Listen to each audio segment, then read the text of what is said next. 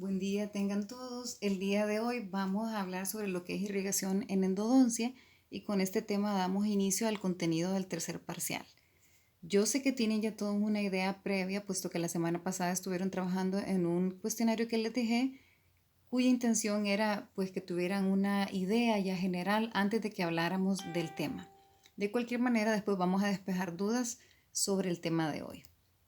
Bien, entonces vamos a iniciar diciendo cuál es el propósito de hacer la irrigación en endodoncia. Entonces, sabemos que el propósito de un tratamiento de conductos radiculares es remover todo el tejido, ya sea vital o tejido necrótico. Esto va a depender obviamente del diagnóstico previo y con la intención de poder eliminar pues también los microorganismos que se encuentran dentro de él, los microorganismos y todos los subproductos que ellos tengan, es decir, las toxinas. Entonces, ¿cómo lo hacemos? Bien, lo vamos a hacer primeramente por lo que es la preparación biomecánica del conducto radicular, es decir, mediante la utilización de limas para poder eliminar o remover todo este tejido. Y a la par vamos a realizar lo que es la irrigación para poder entonces desinfectar mediante un agente que va a ser químico. Bien, la irrigación efectiva a nivel apical es uno de los procedimientos más importantes a la hora de efectuar un tratamiento de conductos radiculares y siempre ha implicado un gran reto para lo que es el endodoncista. Podríamos pensar que es bastante fácil irrigar el conducto, que solo se trata de llevar la jeringa hacia lo que es el acceso endodóntico, pero nos vamos a dar cuenta de que va mucho más allá de eso. Necesitamos, por ejemplo, un acceso que sea lo suficientemente amplio, digamos, o que nos permita tener esa visibilidad para poder abordar los conductos. Si hablamos, por ejemplo, de la aguja, tiene que ser una aguja de un calibre adecuado para que nosotros podamos alcanzar lo que es el tercio apical y posteriormente pues hay otros factores que van a jugar definitivamente, tales como lo que es la anatomía del sistema de conductos radiculares, los conductos que sean sumamente curvos y bueno, cómo es que funciona esta mecánica de fluido dentro del sistema de conductos radiculares para que el irrigante pueda realmente llegar hacia lo que es el tercio apical. Decimos entonces de que aunque hay bastantes avances tecnológicos en las últimas décadas, pues bueno, sigue siendo la irrigación un punto bastante importante, un tema, digámoslo así, sobre el cual se está todavía estudiando y pues brindando, ¿verdad?, nueva tecnología. Bien, hablamos de que la investigación actual se enfocaba, ¿verdad?, en cómo funciona esa mecánica de fluidos dentro del sistema de conductos radiculares para poder eliminar todo lo que son las bacterias en forma de biofilm que muchas veces nos impiden que realicemos una correcta desinfección. Bien, en 1943, este señor, el doctor Louis Grossman, estableció la irrigación como uno de los puntos o una de las fases durante el tratamiento de conductos radiculares que estaban siendo más descuidadas. Él habló sobre tres principios que podrían parecer pues bastante obvios, digámoslo así, sin embargo, son bien importantes a la hora de realizar lo que es la irrigación. El primero de ellos dice que hay que insertar la aguja dentro del conducto, es decir, la aguja no va dentro de lo que es la cámara pulpar o dentro de lo que es la corona del diente. Para poder decir que estamos irrigando correctamente, la aguja tiene que introducirse dentro del conducto radicular. El segundo principio es irrigar con poca o ninguna presión, es decir, no se trata de vaciar la jeringa, o mejor dicho, el contenido de la jeringa de una sola vez haciendo presión excesiva dentro del conducto radicular. Tiene que ser de forma suave, con poca o ninguna presión. Y el tercer principio que nos mencionaba el doctor Grossman habla de minimizar lo que es el atrapamiento de la aguja de irrigar dentro del conducto radicular. Ok, entonces, ¿qué pasaría si nosotros instrumentáramos sin un irrigante? Bien, ¿qué es lo que pasaría? Dejemos por un lado ahorita momentáneamente lo que es el efecto químico de la solución irrigante. Pensemos en que en primer lugar el irrigante va a ejercer un efecto mecánico, es decir, va a ser un lavado de todo ese material que yo estoy removiendo dentro del sistema de conductos radiculares. Entonces, ¿qué pasaría si no utilizáramos un irrigante? Bien, Baker y colaboradores en un estudio que hicieron en 1975, donde estudiaron ante el microscopio electrónico la eficacia de diferentes soluciones irrigantes. Entonces, ellos al final concluyeron que si se realizaba el tratamiento de conductos sin irrigante, perdón, resultaba en un 70% de mayor cantidad de debris en el sistema de conductos radiculares que cuando sí se había utilizado una irrigación. Es decir, vemos aquí que es muy importante realizar la remoción mecánica, pero a la par tiene que ir una buena irrigación. Si yo no irrigo, entonces no tengo forma de remover todo ese tejido y estoy dejando bastante debris dentro del sistema de conductos radiculares.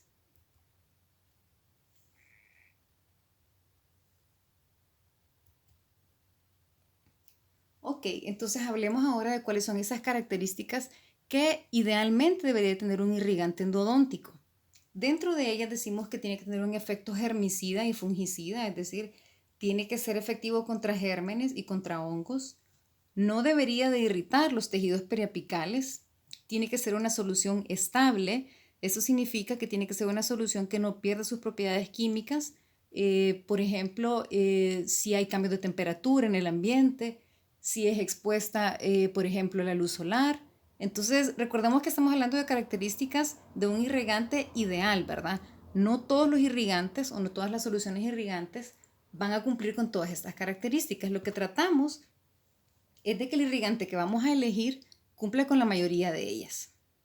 Y número 4, decimos que debe tener un efecto antimicrobiano que sea prolongado y un efecto antibacteriano sostenido incluso después de ser utilizado.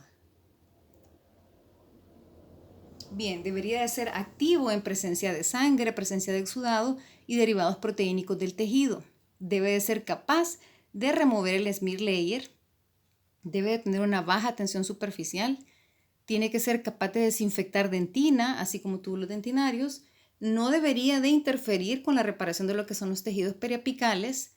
No debe de teñir la estructura dentaria. Tiene que ser inactivado en un medio de cultivo. No debe de inducir una respuesta inmune mediada por células. No debe de ser antígena ni tóxica, tampoco carcinogénica para lo que son los tejidos que se encuentran alrededor del diente. Número 13. No debe de tener efectos adversos en lo que son las propiedades físicas de la dentina expuesta. Vamos a ver también que no debe de tener efectos adversos en lo que es la habilidad del sellado de los materiales de obturación. Debe de ser de fácil uso y aplicación y también debería de ser de bajo costo.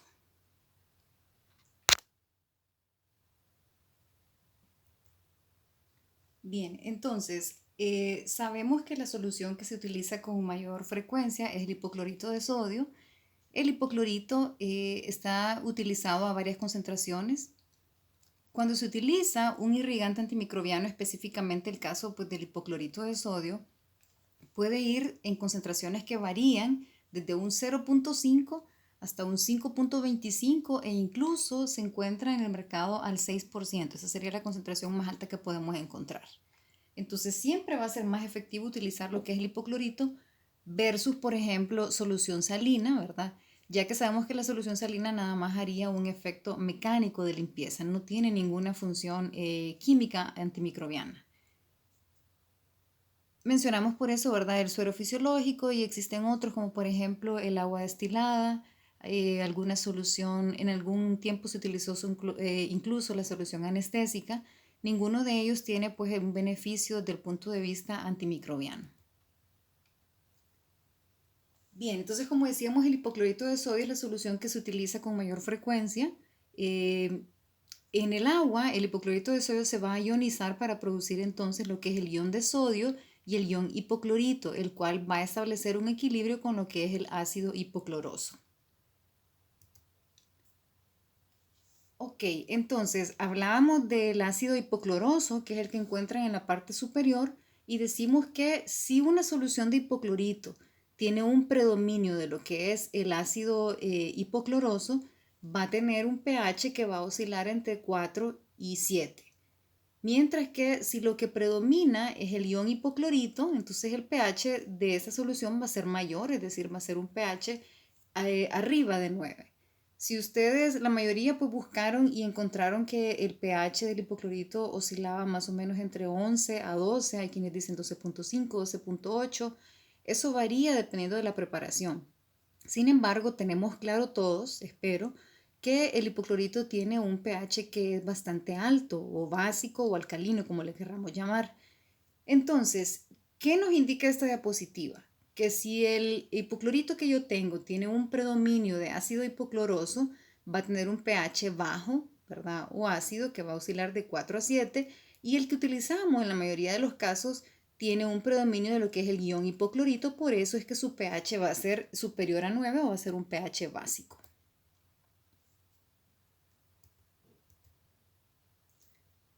Ok, entonces como decíamos, el ácido hipocloroso y el ion hipoclorito forman parte de lo que es esta composición química del hipoclorito de sodio. Se considera que el ácido hipocloroso es la mitad activa responsable de la inactivación bacteriana por agentes liberadores de cloro. El ion hipoclorito pues también tiene un efecto antibacteriano, sin embargo va a ser minúsculo si lo comparamos con el ácido hipocloroso. Entonces, lo que quiere decir esto es que si tengo mayor concentración de ácido hipocloroso, tendría mayor actividad de lo que es el hipoclorito de sodio. El hipoclorito de sodio es utilizado en una solución no amortiguada a un pH de 12 en concentraciones que varían, como decíamos anteriormente, de un 0.5 hasta un 5.25, y en una solución amortiguada a un pH de 9 y una concentración de 0.5%, usualmente se conoce como una solución de Dakin. Entonces, la concentración más baja que van a encontrar, repito, va a ser de 0.5, es lo que se conoce como esta solución de Dakin, y esta inicialmente se utilizó para poder limpiar o desinfectar lo que eran heridas. Posteriormente, pues ya se le dio otros usos dentro de la medicina y es, repito, la concentración más baja que vamos a encontrar de preparación de hipoclorito. Entonces, es bien importante esto y por eso incluso está así colocado en otro colorcito en la diapositiva, ¿verdad? Que no hay una diferencia en lo que son las propiedades antimicrobianas en las diferentes soluciones. Es decir, si yo agarro un hipoclorito al 0.5, al 2% o al 5.25, al 1%, no importa cuál sea la concentración, siempre va a ser igual de efectivo a la hora de eliminar microorganismos. ¿De acuerdo? Lo que sí va a variar es su capacidad de disolución de tejidos. Si recordamos, cuando investigaron sobre lo que son las propiedades del hipoclorito, una de ellas decía que era solvente o era disolvente de tejido orgánico. ¿Por qué es tan importante que pueda disolver tejido orgánico? Recordemos que el tejido que tenemos dentro del sistema de conductos radiculares, es decir, la pulpa, es tejido conjuntivo o tejido conectivo. Por lo tanto, si yo introduzco una solución irrigante que me permita disolver ese tejido orgánico, entonces voy a tener un mejor beneficio o va a ser más rápida y más efectiva la limpieza de ese sistema de conductos radiculares. Ok, entonces, existe un mito de que si yo utilizo, por ejemplo, el 5.25 y mi compañero lo utiliza al 1%, tengo mayor efectividad yo, que tengo una concentración más alta. Entonces, repito, es un mito, ¿verdad? La concentración lo único que va a permitir es que la capacidad de disolución sea menor o mayor. Es decir, si por ejemplo yo irrigo al 5.25 y la doctora Rodas, por ejemplo, irriga al 2%, no quiere decir de que yo tengo mayor efectividad y que ella no, ¿verdad? Son igual de efectivas ambas concentraciones. Lo único que pasaría es que yo disolvería el tejido de forma más rápida versus un hipoclorito que utilice otra persona al 1%, por ejemplo.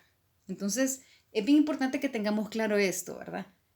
No importa si es al 0.5 la concentración más baja o al 6%, como les decía, que la pueden encontrar, no en el país, pero se encuentra en el mercado. Así que lo único que va a pasar es que si yo tengo una concentración más baja, tengo que dedicarme más tiempo a irrigar para poder disolver la misma cantidad de tejido que una persona que utiliza un hipoclorito a una concentración mucho más alta. Bien, vamos a hablar ahora acerca de las características propias del hipoclorito. Actualmente es la primera opción de irrigantes en endodoncia. Sabemos que es un agente antimicrobiano efectivo. Incluso ahorita que tenemos este problema del COVID-19, se han fijado ustedes que hay mucha gente que está hablando sobre el hipoclorito para desinfectar. Pero entonces vemos que realmente no es de uso exclusivo ni en odontología ni en endodoncia, sino que realmente es un desinfectante a nivel general, ¿verdad? A nivel médico, y tiene realmente muy buena efectividad contra lo que son microorganismos, gérmenes, hongos e incluso algunos tipos de virus. Entonces, dentro de las características siempre sabemos que es solvente de tejido orgánico, es lubricante, es rápidamente efectivo y así pues como todo, ¿verdad? Hay ventajas y desventajas. ¿Cuáles serían las principales desventajas del hipoclorito? Bueno, Uno es que tiene toxicidad, es decir, si esto pasa hacia otros tejidos, a tejidos blandos, puede realmente irritar y generarse, por ejemplo, si pasa el hipoclorito a través del foramen apical, lo que conocemos como un accidente por hipoclorito. Otra desventaja es que no posee sustantividad. Sabemos que la sustantividad es esa capacidad que tiene un agente químico de que va a tener un efecto bactericida cuando esté en contacto con el tejido, pero incluso después de que ese agente químico se remueva del tejido, su efecto va a perdurar. Es decir, por ejemplo, la clorexidina, que por eso es muy utilizada, ¿verdad?, en periodoncia e incluso en cirugía, sí posee esta característica que es la sustantividad. Por ejemplo, si la gente se hace un enjuagatorio con clorexidina, aunque ya el paciente haya escupido el enjuague, el efecto todavía perdura durante horas sobre ese tejido que se aplicó. Desventaja del hipoclorito es que el hipoclorito únicamente actúa eliminando microorganismos en el momento en que está en contacto con la superficie. Es decir, el hipoclorito va a funcionar o va a eliminar microorganismos mientras esté dentro del conducto. Una vez que yo lo seque o yo lo elimine del sistema de conductos radiculares, ya no va a seguir teniendo efecto bactericida. Así que esta sería una desventaja, que no posee sustantividad. Además sabemos que es corrosivo, es decir, puede dañar el material de acero inoxidable, tiene un olor desagradable y va a remover únicamente la parte orgánica del smear layer. Existen estudios clínicos que revelan que ambas concentraciones, es decir, bajas o altas, el hipoclorito siempre va a ser igualmente efectivo, como habíamos hablado hace un rato, en reducir el número de bacterias dentro del sistema de conductos radiculares. Las concentraciones más altas de hipoclorito van a tener mayor habilidad para la disolución de tejidos, sin embargo, también tienen mayor toxicidad que las concentraciones bajas. Ok, vamos a hablar ahora sobre lo que son algunas medidas de protección durante la irrigación con el hipoclorito de sodio. Vamos a utilizar un babero plástico para proteger la ropa del paciente. Es importante la protección ocular para ambos, paciente y para operador. El aislamiento absoluto con dique de goma es no negociable, es decir, tiene que estar presente así, sí o sí.